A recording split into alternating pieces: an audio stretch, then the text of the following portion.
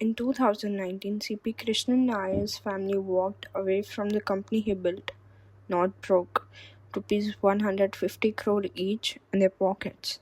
But the brand, the one thing he actually built, wasn't theirs anymore. How does a man end up rich and locked out of his own legacy? 1983, Sahar village, Mumbai. 11 acres of land next to what would become one of India's busiest airports. Nobody wanted it. Slums, slush, land everyone else had already said no to. Captain Nair looks at it and asks the airport authority chairman a simple question: what am I supposed to do with this? He starts building anyway, and almost immediately it stops. Someone flags the construction, says it breaks the rules. A committee gets formed to investigate him. Most people at that time walk away. He doesn't. Clean sheet.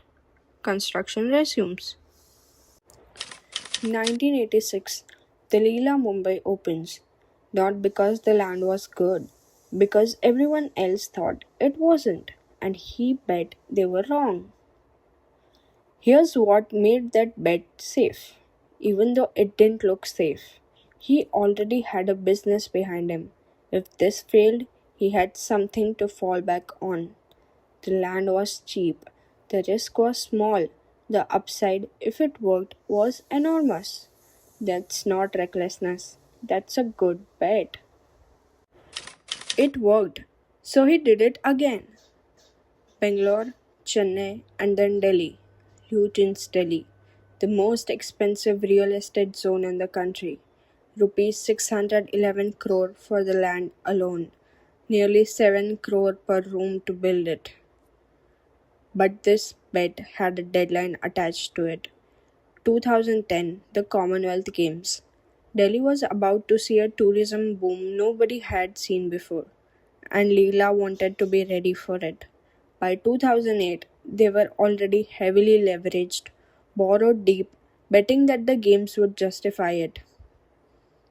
The hotel opened in April 2011, late, after the games, after the rush they'd built the entire bet around, and underneath that missed window, the 2008 financial crash was still dragging on.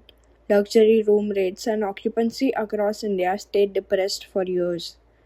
The window he was betting on never opened, and the debt didn't care.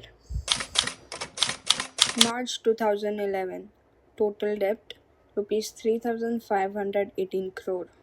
The crisis hadn't been announced yet, but it was already there. By late 2011, the cash coming in from the hotels wasn't even covering the interest on what they'd borrowed to build them. September 2012, the breaking point. Leela enters corporate debt restructuring, unable to pay its lenders. The debt on the table at the moment, Rs 4,300 crore. Restructuring was supposed to fix it. It didn't. March 2015, debt was Rs 4,996 crore, essentially 5,000 crore. By 2019, when the loans were finally handed to an asset reconstruction company, the total claim had reached Rs 6,164 crore. Here's what actually happened underneath all those numbers.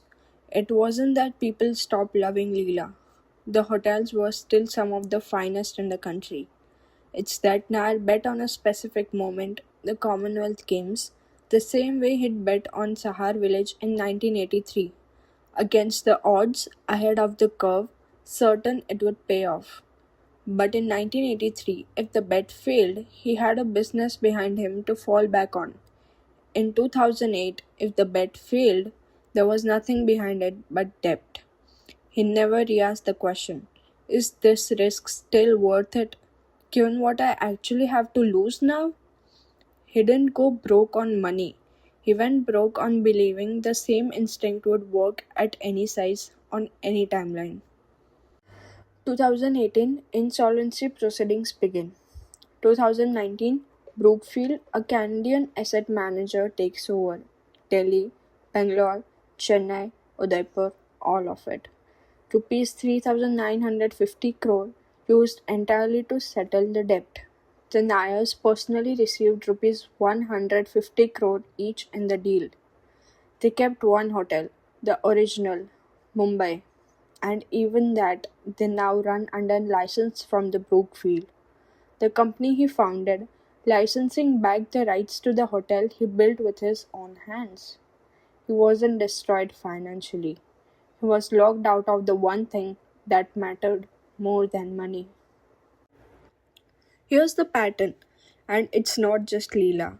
Founders build empires by betting against consensus when the stakes are small enough that failure is just a setback. The mistake isn't confidence. Confidence is what gets you started. The mistake is never rechecking the size of the bet against what you actually have to lose. As the company grows past the point where losing is just a setback. A wise man doesn't know when to step up. He knows exactly when to step down.